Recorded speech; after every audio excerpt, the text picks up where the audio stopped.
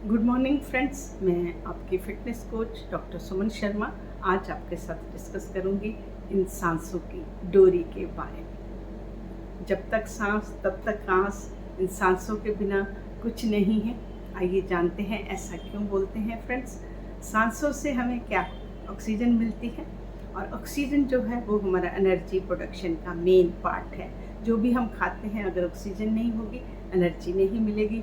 Oxygen आपको heart को चाहिए, ब्रेन को चाहिए, आपके लंग्स, आपका किडनीज को चाहिए। जहाँ पे 2 मिनट भी ऑक्सीजन कम हो जाता है उसी टाइम आपका वो ऑर्गन ख़त्म हो जाते हैं। तो ये ऑक्सीजन जो बनाने वाली मशीन है वो है हमारा रेस्पिरेटरी सिस्टम। आज हम इसी का जिक्र करते हैं, आइए जानते हैं। इतने इम्पॉर्टेंट रेस्पिरेटरी सिस्टम में बहुत सारे हमारे अंग हैं जो रोल प्ले करते हैं। आप नाक से शुरू हुए, नाक आता है, मुंह आता है, आपका लेरिंग्स है, फेरिंग्स है, ट्रेकिया है, ब्रोंकियल्स हैं और उसके बाद लंग्स हैं and diaphragm and intercostal muscles हैं। इतना सारा मिलके हमारा रेस्पिरेटरी सिस्टम बनता है। तो आज हम इसी की हेल्थ की बात करेंगे। इसके काम है हमारी बॉडी को ऑक्सीजन देना और कार्बन डाइऑक्साइड जो हमें नहीं चाहिए उसको निकालना, हमारी बॉडी के टेम्परेचर को मेंटेन करना। हमारी वॉइस जो हम बोलते हैं वो भी अगर हमारा रेस्पिरेटरी सिस्टम काम ना करे तो वो भी हम नहीं बोल सकते। हमारे पीएच का बॉडी में हमारा जो एसिड एंड एल्कली बैलेंस है उसको मेंटेन करना तो बहुत इम्पॉर्टेंट फंक्शन है। तो आज मैं जिक्र कर रही हूँ, मेरे पास क्वेरी है कि मैम हमें बहुत बलगम बनता है। तो मेरा आज का जो आहार और विहार रहेगा वो स्पेशली उन लोगों के लिए रहेगा जिनको ज़्यादा बलगम बनता है। मैं कुछ एक्सरसाइज बताती हूँ और कुछ डाइट बताती हूँ जो आप अगर लेंगे तो आपको बलगम कम बनने में मदद करेंगे। एक्सरसाइजेज में फ्रेंड्स, जितनी हमारी लंग्स की एक्सरसाइज हैं जो हमारे लंग्स को एक्टिवेट करती हैं, जिसमें आपकी डीप और एब्डोमिनल एक्सरसाइज हैं, जिसमें आपका डायफ्राम पार्ट प्ले करता है, आपकी कपालभाति है, आपका अनुलोम विलोम है।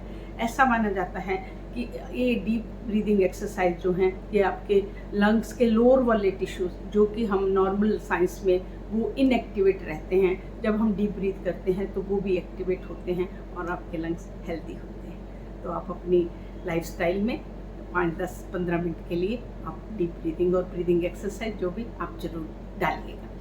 उसके बाद फ्रेंड्स मैं बात करती हूँ, आप अपने वेट को मेंटेन रखिएगा, क्योंकि अगर हमारा वेट ज़्यादा होता है तो हमारे रेस्पिरेटरी सिस्टम पे भी स्ट्रेस आता है और हमें बलगम भी ज़्यादा बनेगा, सांस लेने में दिक्कत भी होगी और हमारी ऑक्सीजन एंड उसकी प्रोडक्शन में भी फर्क पड़ेगा। तो आप अपना वेट ज़रूर मेंटेन रखिए एक्सरसाइज करके और कम डाइट लेके। उसके बाद फ्रेंड्स मैं फूड्स की बात करती हूँ।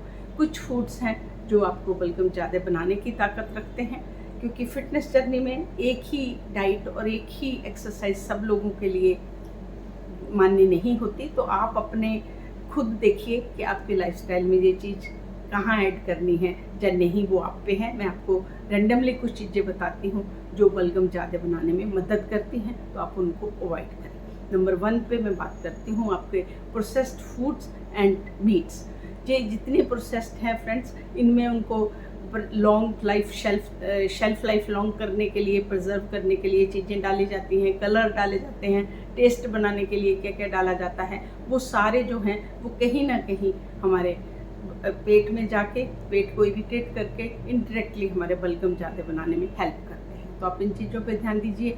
आप एक्सेसिव अल्कोहल का सेवन ना करें।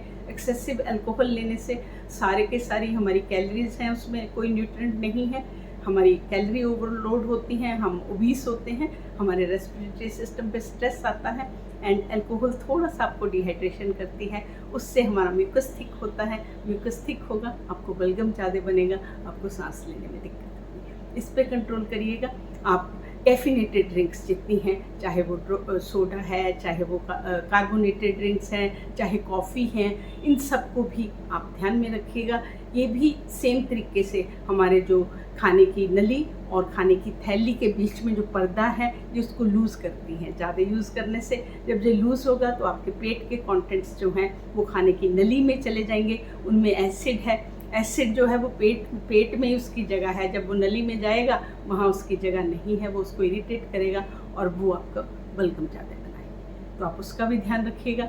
डेयरी प्रोडक्ट्स पे नज़र रखिएगा। कुछ लोग आप जानते हैं बोलते हैं कि मैं दूध लेता हूँ मुझे ज़्यादा बलगम बनता है, दही लेता हूँ, तो आप अपने आप देखिएगा कि अगर आपको उससे भी बलगम बनता है तो आप उसको ध्यान में रखिएगा। आप पालक और टमाटो को ध्यान में रखिएगा क्योंकि उसमें भी ज़्यादा हिस्टामिन रिलीज़ करने की पावर होती है। फ्रूट्स में आप बनाना पे नज़र रखिए और अंगूरों पे। कई लोग बताते हैं कि हम ये खाते हैं तो इसके बाद बलगम ज़्यादा बनता है। साइंस भी ऐसा बोलती है कि इनमें हिस्टामिन ज़्यादा होता है।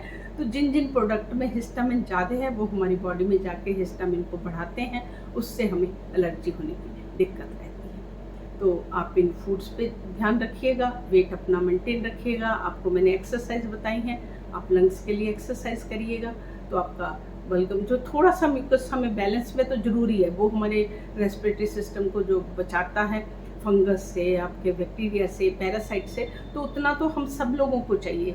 अगर हमारा म्यूकस नहीं होगा तो ड्राई सिस्टम तो अपने आप पे इंजरी हो जाएगा। ड्राइनेस में हमारे रेस्पिरेटरी सिस्टम में इंजरी होगी, दिक्कत होगी, तो नॉर्मल सबको होता है। मैं एक्सेसिव की बात कर रही हूँ। तो फ्रेंड्स, इस तरीके से अगर आप अपने आहार और विहार में चेंज करते हैं, लाइफस्टाइल में चेंज करते हैं, तो आप अपने रेस्पिरेटरी सिस्टम को भी फिट रखते हैं। और रेस्पिरेटरी सिस्टम का फिट रखना बाकी सबको फिट रखने के लिए ज़रूरी है। आइए मिले, हाँ आइए हम बढ़ें और डीप ब्रीदिंग करें और एक फिट इंडिया फिर से